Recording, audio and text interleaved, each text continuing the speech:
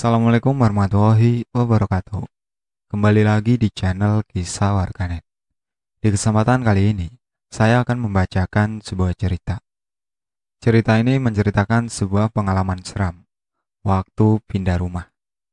Cerita ini ditulis oleh akun Kaskus yang bernama Tinta Pikiran. Seperti apa ceritanya? Mari masuk ke ceritanya. 23 Desember 2014. Rumah peninggalan kakek saya resmi dipindah tangan ke orang karena dibeli sama teman bokap dari Bank Indonesia. Uang hasil jual rumah tersebut sekitar 2,5 M lebih. Nah, di sini masalahnya, kakek saya punya 5 anak dan masing-masing sudah berkeluarga. Yang masih tinggal di rumah itu ada 2 orang, termasuk keluarga saya. Sedangkan 3 anak yang lainnya sudah punya rumah masing-masing dengan keluarganya. Akhirnya diambil solusi untuk bangun rumah di sekitar Cipayung, karena harga tanah di sana masih relatif murah. Cuma sekarang tuh, kuli-kuli bangke sama pemborongnya lama banget ngerjain rumahnya. Dari bulan Juni 2014 udah dipesan dan mulai bangun sampai sekarang, 13 Februari 2014. Belum jadi juga. Dikeramikin aja belum, apalagi pasang listrik. Masih beton dan tanah semua. Akhirnya nunggu rumah jadi, keluarga saya terpaksa ngontrak deket Cilangkap sambil nunggu rumah jadi. Nah, disinilah aroma-aroma horor dimulai. 9 Januari 2015, sejak pertama kali pindah ke kontrakan baru, hawa rumah sama sekali tidak berasa negatif. Bahkan sejuk dan luas kontrakannya. Hampir mirip villa di puncak. Rumah ini sebenarnya dikontrakin karena yang punya rumah udah kebanyakan rumah untuk ditinggalin. Jadi daripada nganggur, ya udah diambil sama nyokap saya. Selang 2-3 hari setelah beres-beres gak ada masalah. Hidup nyaman. Bahkan kita hampir mikir untuk beli rumah kontrakan ini daripada nunggu bangun rumah. Tapi setelah 3 minggu kita stay, mulai muncul macam serangga-serangga besar. Sumpah, gue gak pernah ngeliat serangga-serangga predator sebesar itu selama gue di Jakarta Pusat. Baru kali ini gue ngeliat lagi binatang-binatang gede kayak laba-laba, lipan atau kelabang, kalajengking, sampai ular. Yang saya bingungkan kenapa baru selama ini mereka baru pada muncul, di mana rumah udah pada rapi dan bersih wangi, dibanding sebelumnya yang berantakan, kotor, dan bau. Maklum, rumah udah 9 bulan gak ditempatin dan gak pernah diurus. Pertama, laba-laba segede telapak tangan. Untuk orang-orang Jakarta, apalagi dari daerah pusat, berapa kali sih lo ngeliat laba-laba segede itu? Keluarga gue cukup ramai waktu kejadian itu, secara mereka belum pernah nemuin yang kayak begitu. Dan akhirnya gue yang eksekutor. Gue bunuhlah tuh laba-laba pakai tongkat tongfa yang pakai polisi itu. Akhirnya malam itu bisa dilalui dengan tenang, walau rada ngeri, yang lain bakal nongol juga di kamar. Selang 2 hari tengah malam, pas saya lagi nonton film panas di kamar, ada kelabang nongol di kamar saya. Kelabang segede penggaris 30 cm. Gila. Gue ngacir, langsung keluar sambil memegangi titik yang masih basah karena baby oil dan lotion Citra. Ya udah, gue mikir cepet aja. Langsung ke kamar mandi, bersihin, terus pakai celana. Balik lagi bawa tonfa andalan gue. Pas balik, tuh kelabang hilang. Gue jadi parno malam-malam. Gue takut tuh ngumpet di belakang lemari atau tumpukan baju gue. Habis gue parno gak tidur di kamar semalaman. Akhirnya gue habisin waktu depan ruang tamu, nonton TV, sambil main Clash of Clans.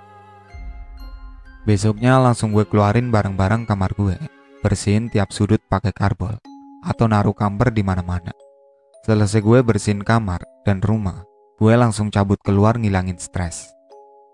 Setelah rumah gue bersihin, jangan kira efeknya nahan binatang lain masuk. Kagak. Di hari yang sama pada malamnya di WC, gue malah kemasukan ular. Anjir, ini gimana bunuhnya? Akhirnya gue panggil hansip-hansip deket rumah buat ngurusin. Kontrakan gue sempat agak ramai gara-gara banyak tetangga yang ngeliat dan nanya-nanya. 21 Januari 2015. Kemunculan binatang serangga malam sudah mulai berkurang semenjak kebun dan empang di belakang kontrakan dibabat habis. Bokap saya bayar orang buat habisin kebun belakang biar bersih. Nah, besoknya saya udah mulai tenang. Pas malam bokap saya minta tolong matiin mesin air di dapur. Tapi nanti tunggu dia selesai mandi. Ya udah, saya lanjut browsing. Pas agak lama saya main, ada suara bokap saya dari atas minta air dimatiin. Ya udah, langsung saya matiin. Selang beberapa menit, bokap turun pakai anduk. "Kenapa kau matikan air? Papa kan belum selesai mandi." "Kan papa yang teriak-teriak dari atas minta dimatikan." "Ya saya matikan lah pak." "Ngayal pula kau, malam-malam gini. Cepet hidupkan lagi." Selesai kejadian itu, aneh lanjut browsing nyari-nyari bahan. Nah, pas di sini nih, mulai banyak suara kayak plafon saya dipukul dari atas. Sontak saya kaget. Anjing nih, tikus main ke plafon. Inisiatif saya lempar korek yang keras ke plafon, biar tuh tikus cabut dari atas. Hilanglah suara untuk beberapa menit. Lanjutlah browsing, sambil download film-film action biologis baru. Selang setengah jam tiba-tiba kamar saya ada yang ketok. Padahal baru aja saya mau buka celana. Pas saya buka tuh pintu, ternyata gak ada orang. Anjir, rese banget dah. Lagi tegang begini jadi dilema gue. Akhirnya gue milih lanjut nonton action biologis. Lagi asik-asik, pintu diketok lagi. Kesel gue. Saya tendang aja tuh pintu keras-keras dari dalam. Kebetulan posisi PC saya di meja kaca panjang dan monitor ada di sebelah kiri pintu. Jadi gampang lah nendang pintu. Selang berapa menit saya lanjut dengan urusan biologi saya. Kamar saya diketok lagi. Cuma kali ini ada suara. "Bang, lagi ngapain?" Bah, itu mah suara adik perempuan saya. Sambil ngelap biji saya pakai kanebo, terus buka pintu. Si Renata pakai celana pendek doang malam-malam begini. Gue aja kedinginan setengah mati. "Kenapa Ren?" "Gak apa-apa bang. Tadi saya dengar ada suara banting pintu. Apa itu abang?" "Ah, gak apa-apa. Itu tadi ada serangga lagi masuk. Jadi agak berisik tadi." "Oh gitu bang. Ya udah deh. Adik mau tidur dulu bang. Jangan berisik-berisik lagi ya." Lanjutlah saya dengan kegiatan saya setelah itu. Besok-besoknya gangguan makin parah. Di dapur setiap malam selalu berisik. Kayak ada orang lagi ngacak-ngacak piring dan penggorengan. Bokap nyokap sih santai aja, soalnya dikira anak-anak lagi masak mie atau popcorn. Gue pun awalnya ngira itu si Renata yang berisik di dapur. Soalnya nih bocah doyan ngemil. Akhirnya saat itu juga gue putuskan untuk cek ke dapur. Bersih, kagak ada apa-apa. Kayak dapur belum dipakai sama sekali. Gue ketok kamar adik gue. "Ren, kau tadi habis ke dapur?" "Enggak bang, saya di kamar aja nih main HP." "Terus siapa dong?" Taulah, gue balik ke kamar. Pas baru nampak ke lantai kamar, suara sendok garpu pada jatuh di dapur. Kita berdua langsung keluar kamar. Larilah kita ke dapur. Dan bersih, gak ada apa-apa. Akhirnya kita berdua nongkrong bareng di kamar sambil ngobrol. Dan ternyata gak cuma saya doang yang diganggu. Dia lebih parah, lebih sering. Plafon atasnya dipukul-pukul mulu. Terus setiap kali tidur telapak kaki dicolek mulu, sama kayak diraba-raba gitu. Tapi dia diem aja, gak nanggepin. Selama 4 hari gangguan tersebut, baru kali ini dia cerita sama saya. Marahlah saya. Secara adik perempuan gue perawan lagi, mau disatroni setan anjing bener. Malamnya gue tidur aja di kamar dia. Kalau tuh setan monyet berani ganggu, gue ributin hari itu juga. Gak peduli gue sama yang begituan kalau lagi emosi. Ternyata berhasil, gak ada yang ganggu malam itu. Dia tidur nyenyak banget, sampai saya dikira guling. Belakangan saya setelah share sama kawan-kawan saya baru tahu kalau Bang Sajin lebih suka ngeganggu Hawa kalau Adamnya gak ada. Jadi bagi kamu yang punya istri sendirian di rumah, jangan pulang kantor lama-lama. Selang beberapa hari terus saya tuh tidur di kamar adik saya. Akhirnya lambat laun suara gaduh mulai hilang. Gak ada lagi yang mukul-mukul plafon. Saya kira udah kapok nih setan. Ternyata dugaan saya salah. Gangguan sekarang berbentuk lain, yaitu suara tangisan, ketawa, panggilan nama, plus suara binatang. Kayak ciap-ciap anak ayam dan burung, kayak suara gagak gitu. 3 Januari 2014, gangguan suara mulai menjadi-jadi. Rumah saya berasa kayak rame banget. Ruang tamu, dapur, dan teras depan kayak banyak orang lagi berbincang-bincang. Ditambah suara ciap-ciap anak ayam di loteng. Untung gangguan fisik adik gue udah mulai berkurang. Sekarang dia tidur pakai baju lengkap dan selimut gak amburadul kayak kemarin. Sejenak gue ngelamun di kamar sambil mikir, mungkin gak sih kalau ini bersumber dari kebun belakang kontrakan yang dibersihin dari rumput akar-akar dan pohon liar. Lagi PW mikirin rumus kuantum kesetrum kebun. Tiba-tiba semua suara jadi hening, terus pengang di kuping. Suara rame di rumah saya hilang. Saya langsung bangun dari tempat tidur, diam sebentar, sterilisasi keadaan. Setelah agak mendingan kuping saya, langsung dah saya cabut ke kamar adik, takut ada apa-apa. Setelah cek, ternyata dia nggak apa-apa. Ternyata dia pakai handset, habis ribut banget di rumah katanya. Mending denger musik Lady Gaga, Tombo Hati. Nah, selesai saya cek keadaan Renata, saya balik ke kamar. Pas depan pintu, ada suara manggil saya dari ruang tamu. Saya mikir, udah nggak beres ini mah. Kalau ngikutin mau mereka, malah seneng nantinya. Lanjut dah saya ke kamar. Coba triknya adik saya dengerin musik Avenged Sevenfold, alamat palsu. Setel deh tuh lagu. Tiba-tiba ada suara anak ayam ciap-ciap pas depan pintu kamar saya. Anjir. Saya dengar-dengar kata Kaskusker.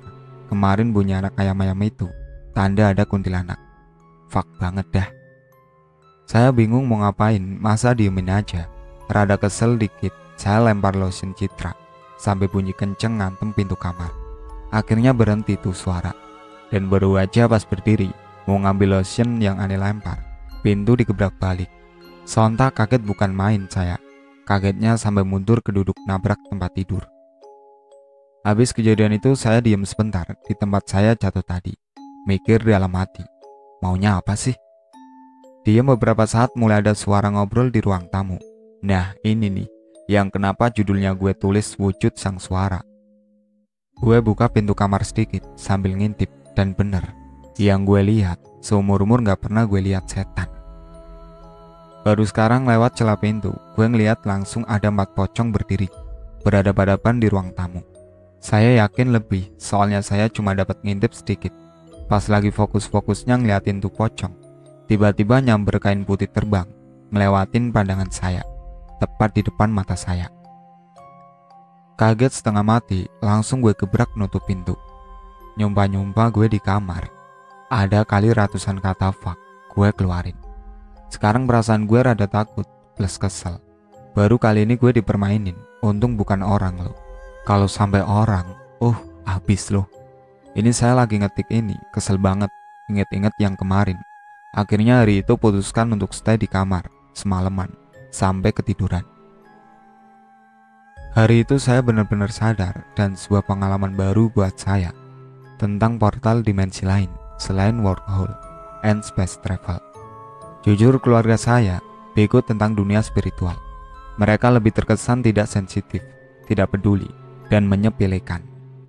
Akhirnya saya mulai buka topik ini ke orang tua saya tentang kejadian kemarin malam, dan mereka dengerin saya kayak nonton film.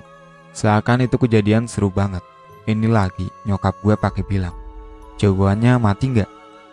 Gue jadi berasa anak-anak digituin. Udahlah, gue mending share ke teman-teman gue aja. Tapi sampai sekarang gak ada solusinya. Sampai akhirnya ada kawan saya dari Palembang, BBM nanya kabar. Akhirnya telepon deh. Terus sempat saya singgung tentang kejadian di rumah saya. Dia tertarik dengarnya dan memutuskan untuk mampir. Datanglah dia keliling ngeliat seluruh rumah sekalian godain adik gue. Brengsek.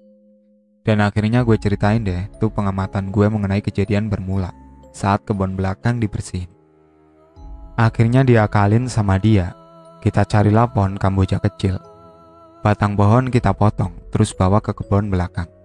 Sampai pusing nyarinya keliling pakai mobil di daerah sini. Jarang ada pohon kamboja. Akhirnya nemu di Jakarta Pusat, depan penjara Salemba. Habis itu baliklah kita ke Cilangkap. Teman saya tanam tuh batang pohon kamboja di kebun belakang.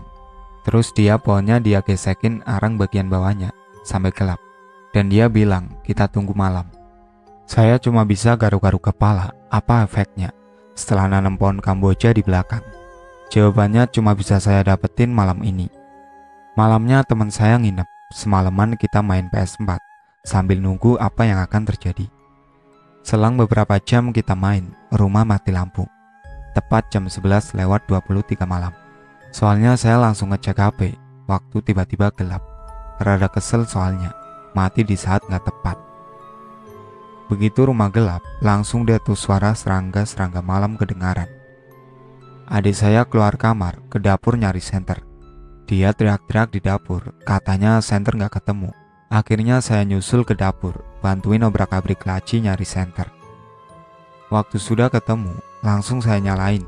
Habis itu langsung tancap gas ke teras rumah, nyari ngecek apa listrik turun. Sialnya pintu depan udah dikunci, akhirnya muter-muter deh tuh di ruang tamu, nyari kunci. Senter cuma satu, artinya sisanya pakai sinar HP. Sumpah, ini kunci gak ketemu-ketemu, padahal biasanya ditaruh samping meja. Akhirnya udah frustasi, saya bertiga terpaksa lewat belakang, lewatin kebun yang udah ditancap pohon Kamboja. Anjir, kebun gelap banget. Adik saya jalan paling depan, kita yang laki-laki paling belakang. Jadi kalau ada apa-apa kita siap kabur. Selama jalan lewatin kebun, saya ngelirik ke pohon Kamboja yang jaraknya sekitar 15 meter dari saya. Saya ngerasa ada beberapa pasang mata ngeliat ke arah saya, kayak setiap langkah kita dipelototin terus. Belum lagi binatang-binatang kecil kebun ngerangkak di kaki. Untungnya selamat, kita lewat kebun, gak ada kejadian apa-apa. Selang beberapa meter nyampelah kita ke teras rumah. Karena adik saya nyampe duluan, dia diem ngeliat kaca ke dalam rumah. Saya penasaran, akhirnya saya ngikut ngintip. Dan benar aja, ada 4 pocong yang kemarin lagi berhadapan di ruang tamu. Asem dah. Ini kita di luar, jadi malas masuk rumah lagi. Akhirnya teman saya inisiatif nyalain trafo listrik lagi. Sempat gagal beberapa kali, tapi akhirnya nyala. Mantep lah, rumah jadi terang lagi. Akhirnya kita balik, ya biasa, lewat kebun lagi. Pas beberapa langkah lewat samping rumah, menuju ke kebun, teman saya nahan bau saya dari belakang. Saya ngelihat dia kayak muka kaget. Akhirnya refleks, saya panggil Renata supaya berhenti juga. Teman saya nunjuk ke arah pohon Kamboja karena posisi udah terang cahaya masuk sedikit ke belakang. Akhirnya kelihatan deh tuh ada 3 kuntilanak ngeliatin kita.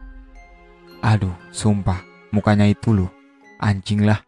Akhirnya buru-buru kita bertiga balik ke teras. Adik saya gedor-gedor pintu depan manggil bokap nyokap, tapi nggak ada yang nyaut. Saya lupa bokap nyokap lagi di Pluit. Akhirnya pasrah kita deh ngelamun bego di teras. Selang beberapa jam nunggu, saya ngeliat jam di HP menunjukkan 2:12 dini hari. Saya ngeliat ada cahaya dari depan gerbang. Saya pikir mobil pulang, ternyata Ansip bawa senter gede, nyanterin kita dikira maling. Baru aja saya mau panggil, dia udah ngelonyor duluan jalan. Sial amat, jadi serem lagi deh. Akhirnya semalaman kita kesiksa, digigitin nyamuk di depan. Sampai akhirnya jam menunjukkan pukul 5:24 pagi, mulai agak terang. Saya cek ke samping, ngintip dikit ke arah kebun. Ternyata udah aman. Saya panggil deh tuh yang lain. Akhirnya kita nyebrangin kebun dan berhasil ke rumah lagi. Adik saya langsung ke kamarnya, ngecoprak di kasur. Begitu juga dengan saya.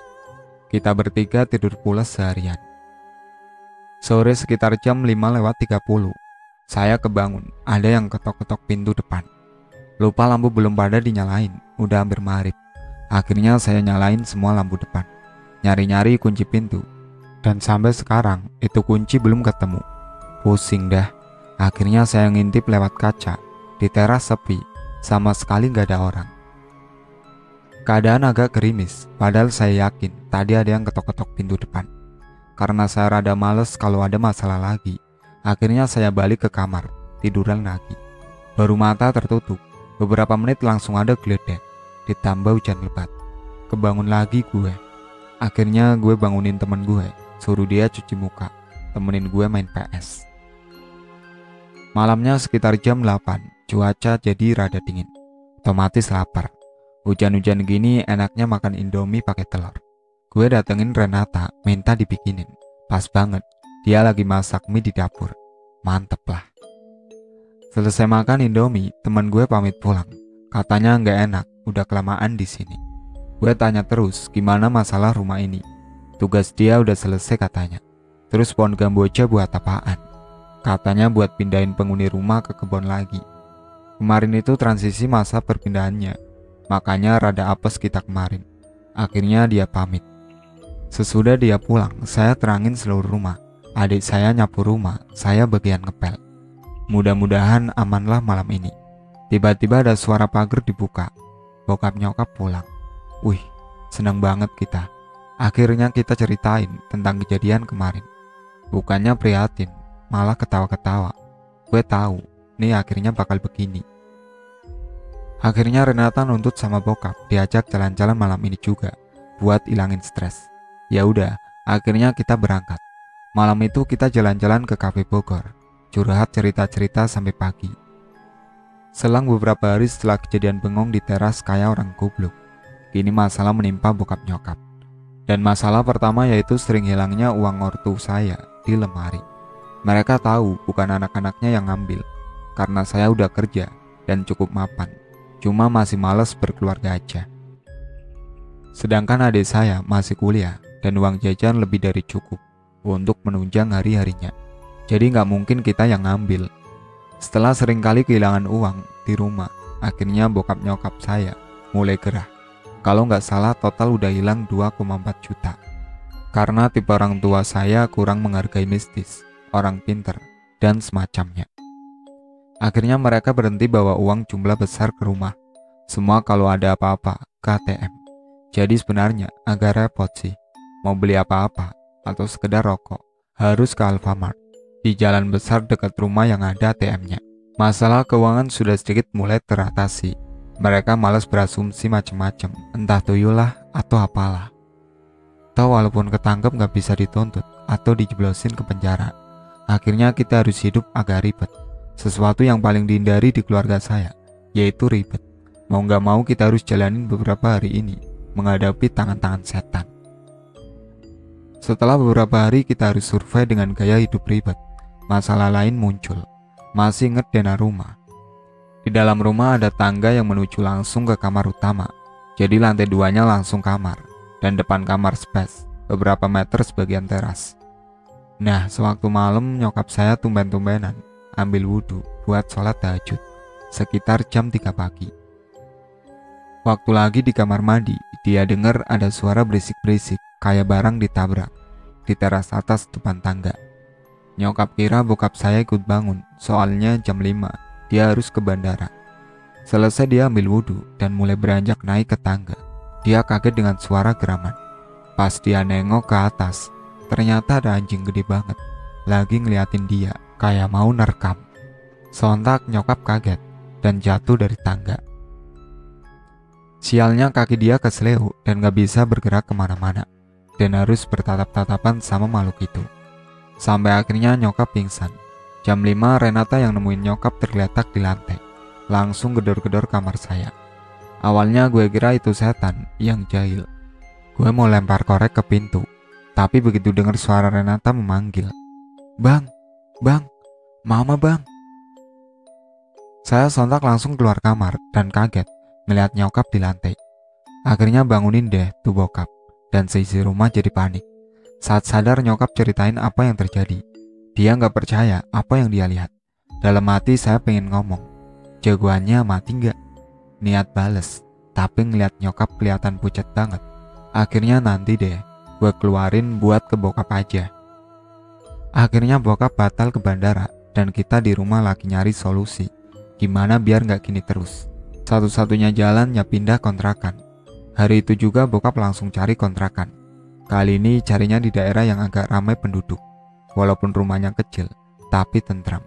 Akhirnya saat itu juga bokap nelpon orang yang punya kontrakan, suruh datang hari ini juga.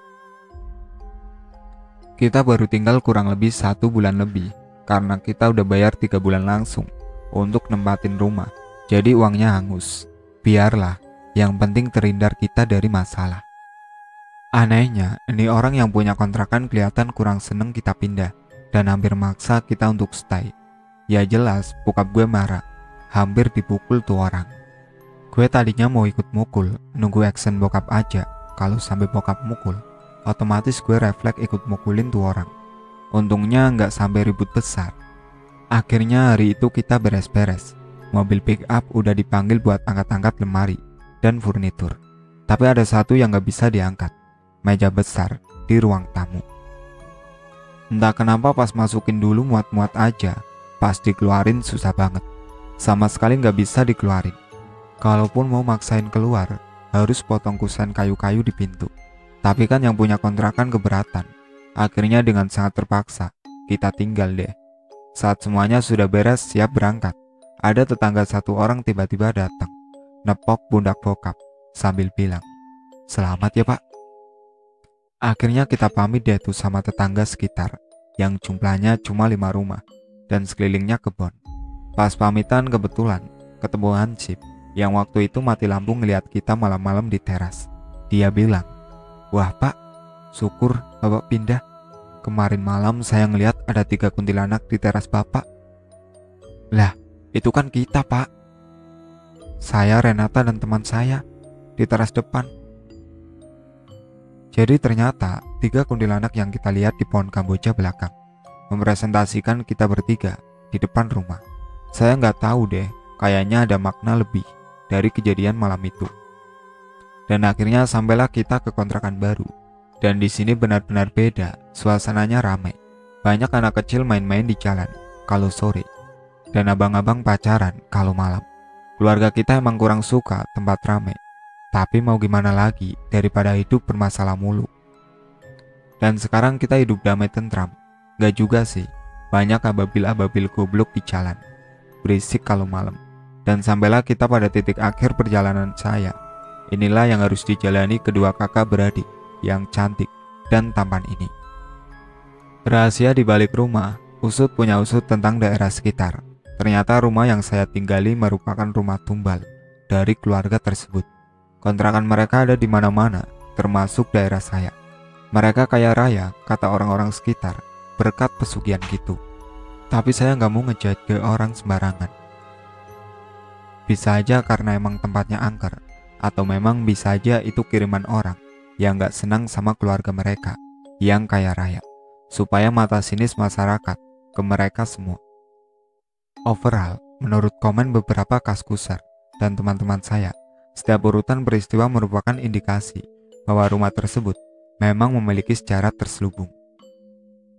Setelah mencari info dengan ngobrol di warung sambil ngopi dengan warga sekitar, saya mendapat banyak opini dan cerita. Konon dulu rumah itu yang pertama kali dibangun area kebun dan rawa-rawa di sana. Dulu belum ada yang berminat bangun rumah di sekitar sana. Gelap, banyak binatang, dan jalur masuk masih tanah dan batu-batu. Sekarang udah agak beda. Setiap kali mereka panik dan lari mencari jalan raya, selalu balik lagi ke rumah itu. Sampai akhirnya mereka harus pasrah nunggu subuh, sampai mulai terang untuk bisa keluar dari kebun dan rawa-rawa yang lebat dan luasnya bukan main. Hingga sekarang rumah tersebut sudah mengalami beberapa pergantian kepemilikan. Dan menurut spekulasi guru-guru sekolah sekitar, rumah itu dulu tempat penyiksaan orang-orang zaman pelarian Orde Baru. Dan cerita itu turun-temurun menjadi pengetahuan sejarah guru-guru lokal. Terbukanya jalur tersebut untuk publik dan pengalihan fungsi rawa dimulai sejak 1995 hingga sekarang. Dan hanya butuh sekitar 5 tahun lagi dari sekarang, Cilangkap akan menjadi daerah permukaan komplek elit. Dan sekali lagi para setan harus angkat kaki akibat keserakahan manusia. Bahkan beberapa dari setan masuk dalam daftar yang dilindungi UNESCO dan terancam punah. Nah, sekian. Semoga manusia bisa mengambil hikmah kejadian tersebut. Itulah akhir ceritanya. Sekian dari saya. Wassalamualaikum warahmatullahi wabarakatuh.